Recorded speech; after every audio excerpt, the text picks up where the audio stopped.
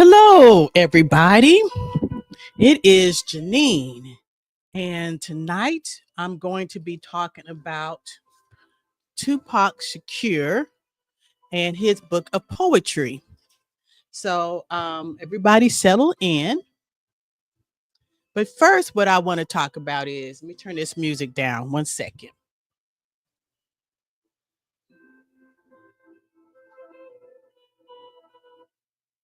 Okay.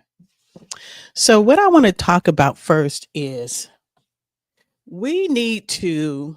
I know the Super Bowl was on Sunday. Hello, whoever just joined in. The Super Bowl was on Sunday, and there's a lot of controversy surrounding the Super Bowl and Kendrick Lamar's performance, and also Serena Williams doing the Crip Walk. And I believe all this is a distraction. If I don't know if you guys know anything about Roman history, but the people of Rome during the time of Jesus and after, the people of Rome were starving. And so Caesar invented the gladiator and the games to distract the people from what was really going on, which was there was no food. So, as a distraction, they created games to distract people from what was really going on in Rome, which was starvation, lack of food, and lack of shelter and other things for the people. So, that's good that everybody, is talking about the Super Bowl and what went on and Kendrick's performance and all that because there's a lot of symbolism in it, and it was meant to bring black people to unify black people, and that is a good thing. However, we need to move on to what's really happening right now, which is Trump trying to get rid of the Department of Education.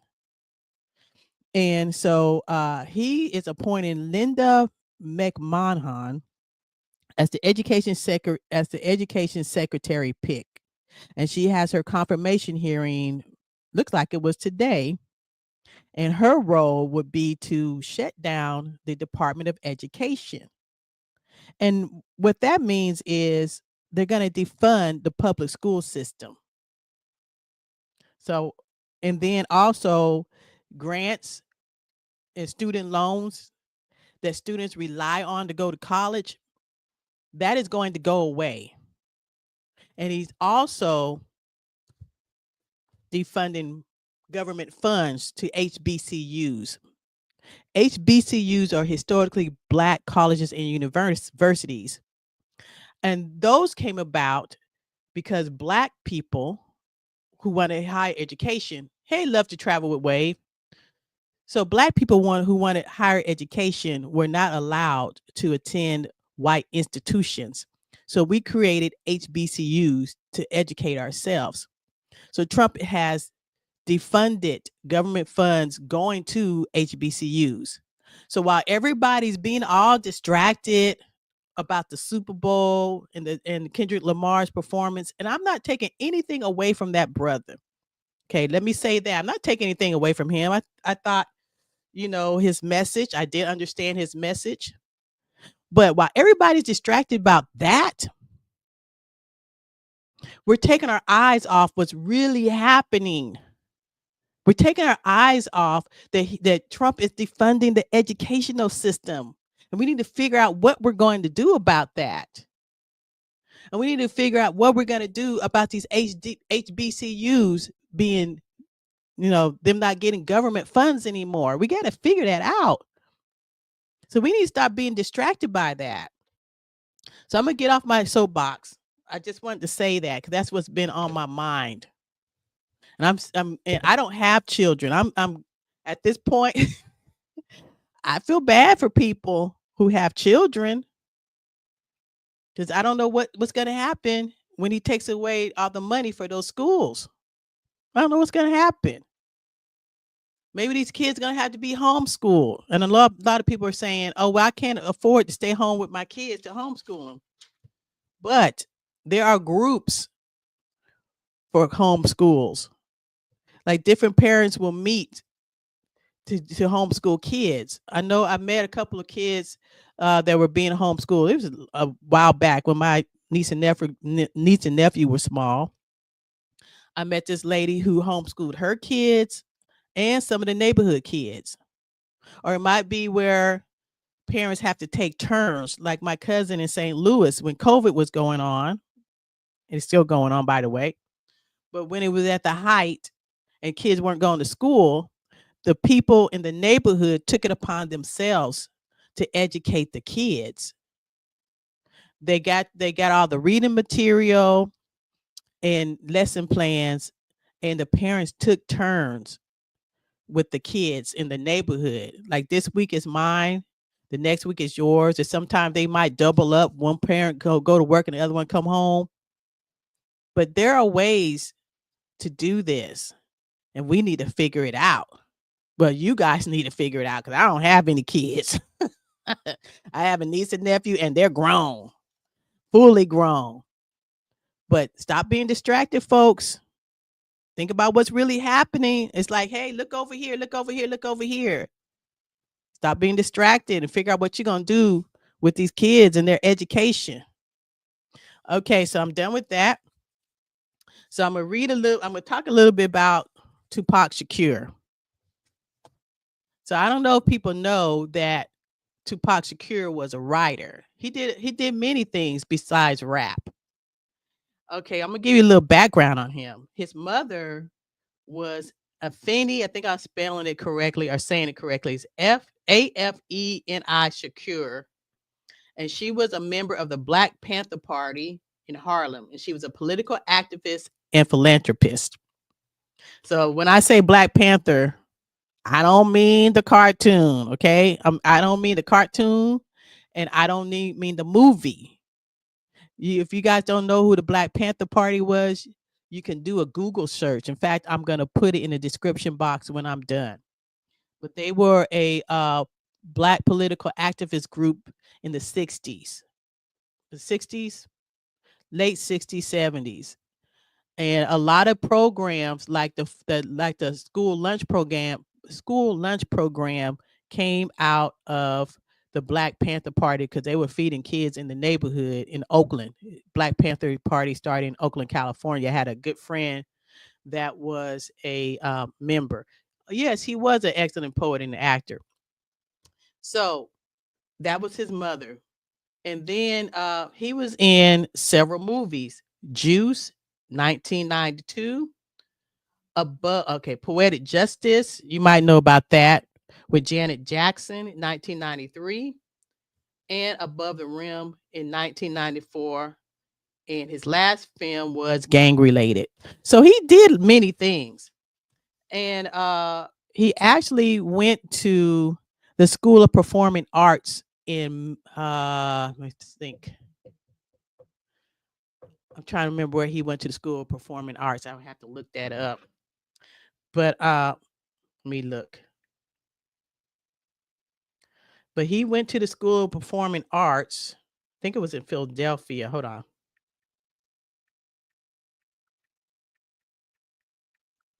School.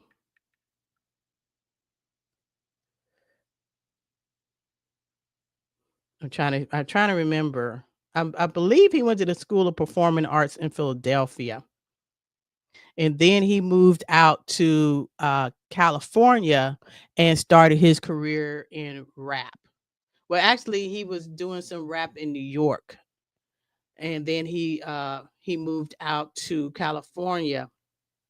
He quit the School of Performing Arts and moved out to California, began his career as a rap artist. So I'm going to start reading some of these poems. And the thing about this book is I had the original book, but then I lost it. And see, he wrote it out in his own handwriting. The book that I had, all the poems were written in his own handwriting. But this book was written is in his own handwriting, and then it's typed out. And this book is called The Rose That Grew from the Concrete. And I think that's a cool title. The rose that grew from the concrete, autobiographical. Did you hear about the rose that grew from a crack in the concrete? Providing nature's laws wrong, it learned to walk without having feet. Funny it seems, but by keeping its dreams, it learned to breathe fresh air. Long live the rose that grew from the concrete, who no one else even cared. So I like that poem, which is the title of the book. I'm gonna read another poem. Wave, you have anything to say while you're in here? Okay, I guess not. So the next poem I'm gonna read is called Love Unspoken. So he wrote love poems too, which is, people don't know that. They think he was just a gangster. But I guess gangsters need love too. So this is called A Love Unspoken. What of a love unspoken is weaker without a name? Does this love deserve to exist without a title? Because I dare not share its name. Does that make me cruel and cold to deny the world of my salvation because I choose to let it grow? People tend to choke that which they do not understand. Why shouldn't I worry?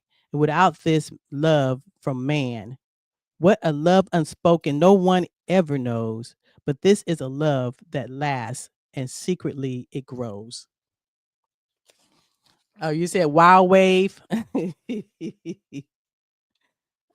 Okay. Wave, you have something you want to say or comment?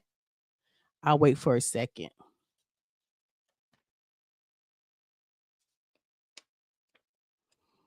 Okay. Here's another love poem. When do I kiss you? I haven't yet for reason of your own, but soon I'm sure you're tired from being alone. You haven't recovered from the pain of the past. So you show me affection behind the wall of glass. Well, when do I finally kiss you? You will realize at last my heart was true. Hmm, like that. So he has quite a few love poems. So he was really a romantic. And this one is for Jada. I know who you guys know who that is. Yes, he was a remarkable human being. He was. This one's for Jada. You know what Jada I'm talking about. Jada, you are the omega of my heart, the foundation for my conception of love. When I think of what a black woman should be, is you that I first think of. You will never fully understand how deeply my heart feels for you. I worry that we'll grow apart and I'll end up losing you. You bring me to climax without sex, and you do it all with regal grace. You are my heart in human form, a friend I could never replace. Hmm. Okay, then.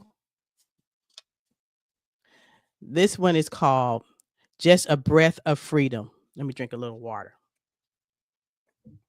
Yeah, Jada.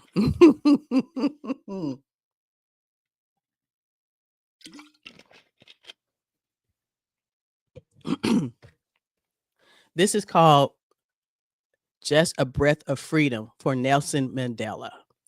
So maybe some of you young people, if you watch the replay, I don't know if you know who Nelson Mandela, but he was a activist in South Africa who was put in prison.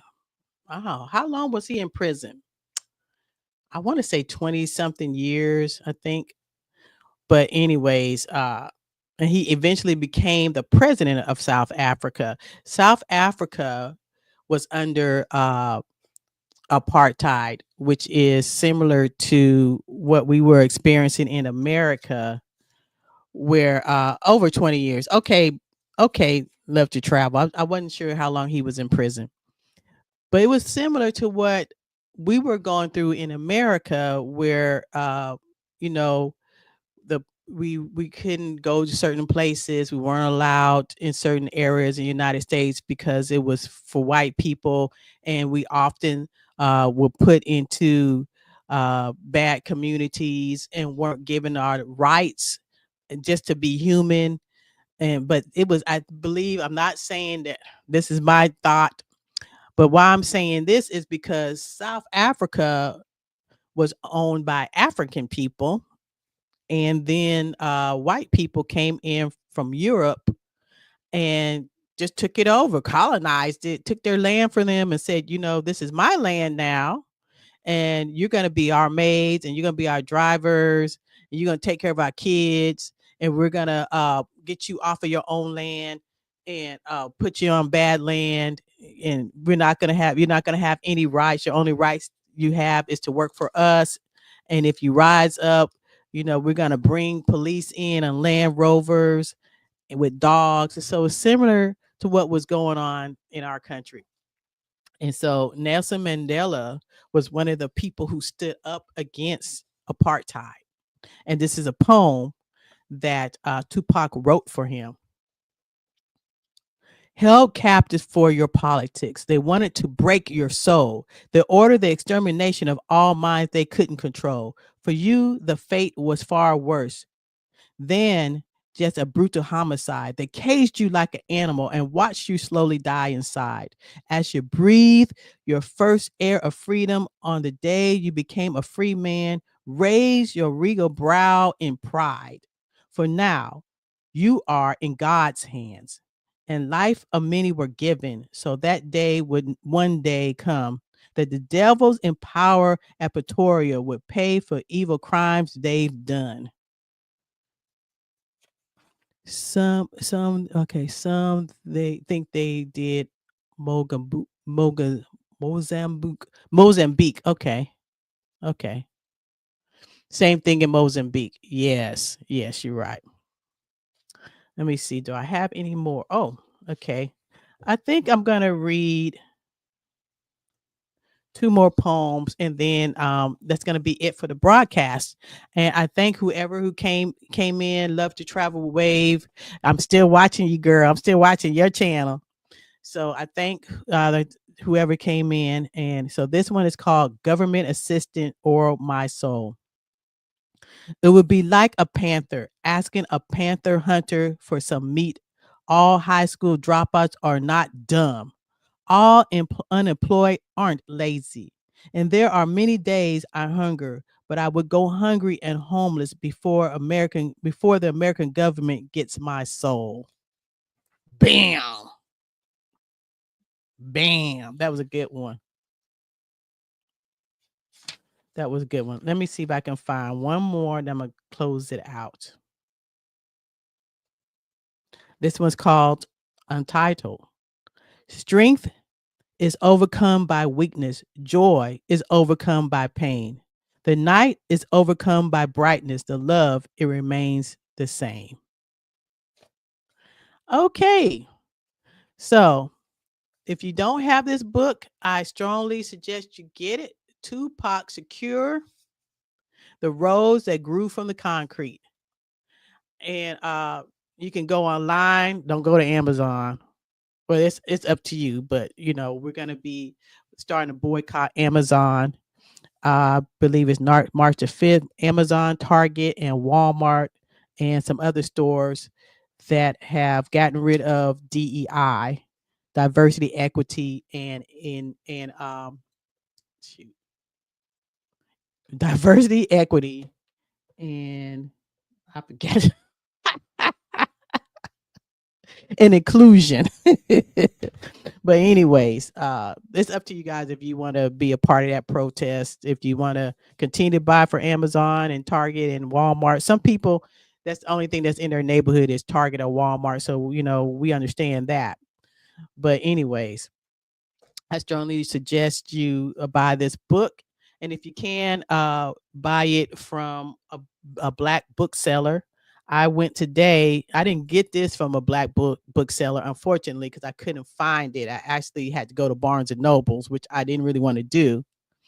But today I went to the only black bookstore in Austin, Texas, called the Black Pearl, and got a book and a journal from them.